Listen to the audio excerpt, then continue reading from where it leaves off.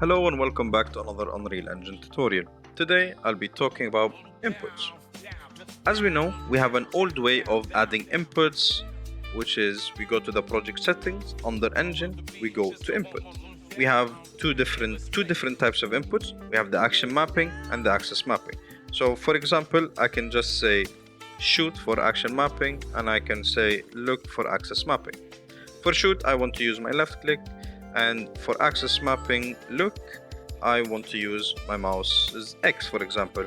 Usually you set up mouse X and mouse Y to get both directions. To be able to call this, all I need to do is go to my third person character, right click and get shoot or get look, axis event. That's basically how to set up the input action mapping. And the new way of doing things is basically in my third person, Unreal Engine provides input. We have the mapping context and the action mapping itself.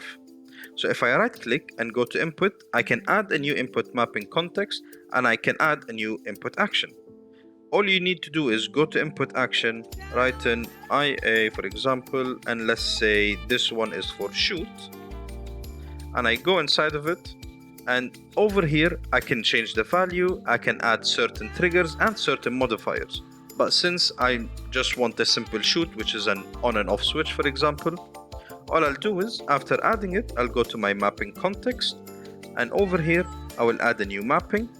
And that new mapping would be IA shoot. And over here, I'll just say I want it to be the left mouse button. All I need to do now is go back to my third person character, call IA underscore, and you can see I have IA shoot. Basically, that's how I can call an enhanced input action. That will be it for today's video. I really hope you enjoyed it, and I'll see you in the next one.